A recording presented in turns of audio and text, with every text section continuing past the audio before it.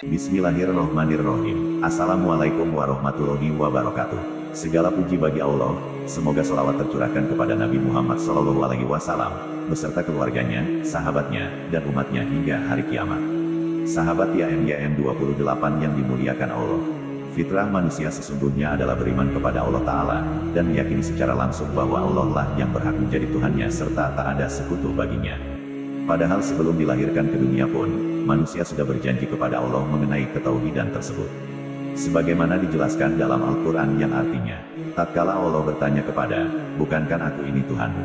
Mereka menjawab, betul engkau adalah Tuhan kami menjadi saksi.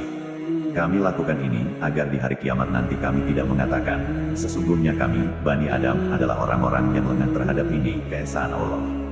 Quran Surah Al-A'raf ayat 172. Tetapi pada kenyataannya yang terjadi pada saat ini, justru tidak sedikit manusia tidak beriman dan memilih Tuhan-Tuhan selain Allah.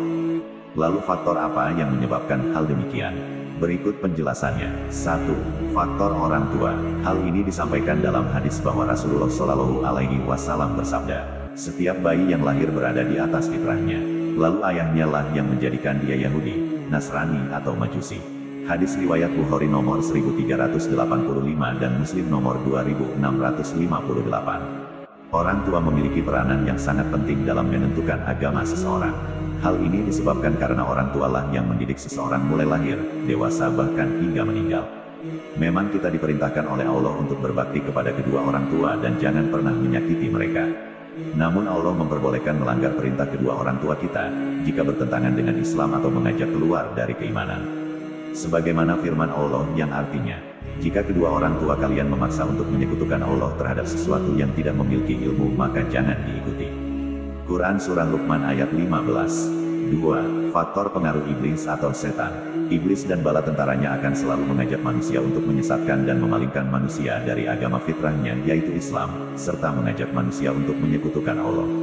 Iblis sudah bersumpah akan selalu menyesatkan manusia dari jalan yang lurus. Sebagaimana yang terkandung dalam Al-Quran yang artinya, Iblis menjawab, karena engkau telah menghukum saya tersesat, saya benar-benar akan menghalangi mereka dari jalan engkau yang lurus, kemudian saya akan mendatangi mereka dari muka dan dari belakang mereka, dari kanan dan dari kiri mereka. Dan engkau tidak akan mendapati kebanyakan mereka bersyukur taat.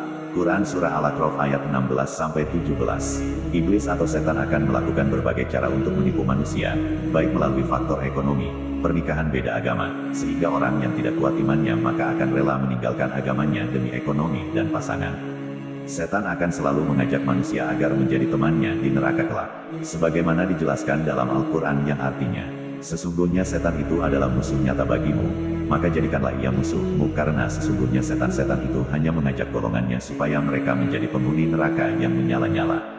Quran Surah Fatir ayat 6. 3. Faktor mengikuti hawa nafsu. Allah berfirman, sudahkah engkau Muhammad melihat orang yang menjadikan hawa nafsunya sebagai Tuhannya? Apakah engkau akan menjadikannya sebagai wakil? Quran Surah Al-Furqan ayat 43. Dalam ayat tersebut dijelaskan segolongan manusia yang menjadikan hawa nafsunya sebagai Tuhan. Ketika hawa nafsu menjadi Tuhan maka menjadi faktor dibalik penyembahan terhadap berhala-berhala yang terjadi pada masa jahiliyah, serta dapat menentukan kehidupan manusia dalam beragama. Imam Ghazali menjelaskan bahwa hawa nafsu adalah bagian dari jiwa manusia. Hawa nafsu ini terus-menerus bertempur dengan hati untuk menguasai jiwa manusia. Jika hatinya yang kalah, maka ia tertawan dan hawa nafsulah yang menguasai jiwanya.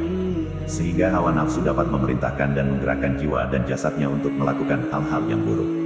Hal ini dinyatakan secara tegas dalam Al-Quran yang artinya, jiwaku tidak bebas dari kesalahan karena sesungguhnya nafsu itu selalu mendorong kepada kejahatan, kecuali nafsu yang diberi rahmat oleh Tuhanku. Sesungguhnya Tuhanku Maha Pengampun lagi Maha Penyayang. Quran Surah Yusuf ayat 53. Tetapi jika yang memenangi pertempuran adalah hati, maka hati akan menawan nafsu, dan hati akan menguasai jiwa dan raga manusia dan memerintahkannya dalam kebajikan dan keimanan. Maka manusia yang seperti itu, akan naik derajatnya di sisi Allah, dan menjadi hamba yang diridhoi Allah, serta akan selalu kembali dan berada di jalan Allah. Sebagaimana firman Allah, wahai jiwa yang tenang, kembalilah kepada Tuhanmu dengan ridho lagi diridhoinya. Quran Surah Al-Fajr ayat 27-28. 4. Faktor ilmu. Manusia yang menggunakan akalnya untuk berpikir, maka mereka pasti akan mengetahui dan menemukan Tuhan yang sesungguhnya. Sebagaimana kisah Nabi Ibrahim alaihissalam, dalam mencari Tuhan yang diabadikan dalam Al-Quran yang artinya, ketika malam telah menjadi gelap, dia Ibrahim melihat sebuah bintang, lalu dia berkata, inilah Tuhanku. Maka ketika bintang itu terbenam dia berkata, aku tidak suka kepada yang terbenam. Lalu ketika dia melihat bulan terbit dia berkata, inilah Tuhanku. Tetapi ketika bulan itu terbenam dia berkata, sungguh, jika Tuhanku tidak memberi petunjuk kepadaku, pastilah aku termasuk orang-orang yang sesat.